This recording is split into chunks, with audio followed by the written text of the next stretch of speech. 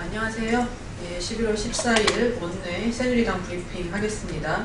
먼저 공무원연금 개혁에 대해서 새정치민주연합이 공무원연금 개혁안을 조금 있으면 발표하겠다고 예정하는 발언이 있어서 그에 대해서 논평하겠습니다. 어제 13일 새정치민주연합이 주관한 공무원연금 개혁 관련 정책 토론회에서 새정치민주연합은 11월 26일까지 공무원연금 개혁안을 내놓을 계획이라고 밝혔습니다. 새누리당은 새정치민주연합의 구체적인 계획을 환영합니다.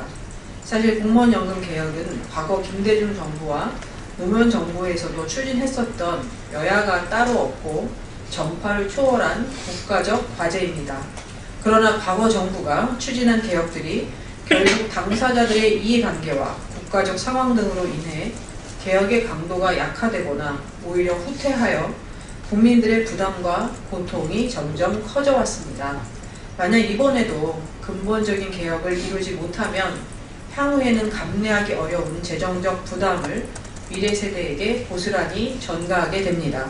10월 28일 새누리당이 공무원연금법을 당론으로 발의한 후 새정치민주연합이 취해온 소극적인 태도와 공무원 단체의 대화 거부로 인해 진정한 논의가 지연되었지만 이제는 공무원연금 개혁에 관한 구체적인 대안을 가지고 여야가 함께 적극적인 논의를 진행해야 할 때입니다. 공무원 단체도 국민들의 요구를 무겁게 받아들여 그동안 개혁의 강도를 크게 낮추었던 사회적 협의체 구성 주장보다는 구체적인 개혁 방안을 국회에 제시해 주시기 바랍니다. 새누리당은 언제든지 진지하고 다양한 형태로 공무원 노조의 대안을 경청할 준비가 되어 있습니다. 두 번째는 신혼부부에게 집 한 채 제안에 대해서 새누리당 입장을 말씀드리겠습니다. 새정치민주연합이 또다시 타당하지도 않고 가능하지도 않은 현실성 없는 거짓 복지 정책을 들고 나왔습니다. 내용의 골자는 임대주택 3만호 공급과 전세자금 금융지원 2만 건을 달성하겠다는 일명 3+2 정책입니다.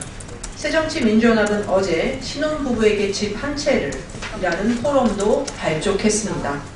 그러나 과연 이것이 정책적으로 타당한 제안인지 또 재정적으로 가능한 제안인지 살펴보아야 합니다.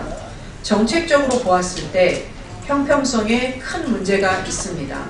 정부는 지금도 신혼부부를 대상으로 하여 특별 공급, 주택자금 지원, 행복주택 등 여러 가지 지원 정책을 시행하고 있습니다. 그럼에도 불구하고 신혼부부의 정책의 우선순위를 두고 주거 지원을 집중하게 된다면 기초생활수급자나 고령자 등 주거 지원이 더욱 절박한 사회 취약계층과의 형평성이나 정책 우선순위에 상당한 논란이 발생하게 됩니다. 새정치민주연합의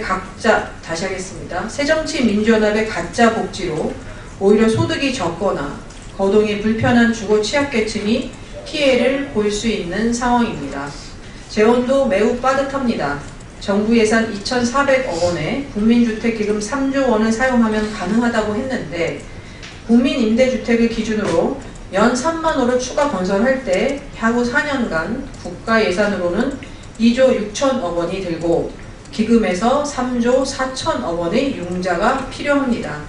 도대체 새정치민주연합의 비용 추계가 어떻게 이루어졌는지는 알 수 없지만 정부와 함께 보다 납득 가능한 정확한 예산 추계도 필요한 실정입니다. 물론 신혼부부의 주거 부담이 큰 것은 사실입니다. 그러나 이러한 점을 악용해 국가 재정 건전성을 더욱 어렵게 만들고 그분들보다 더욱 어려우신 분들을 외면하는 포퓰리즘을 남발해서는 안 될 것입니다. 정책에 대한 사회적 합의도 면밀한 검토도 없이 포럼부터 발족한 것 역시 이것이 한낱 선정용 정책에 불과함을 증명한 것입니다.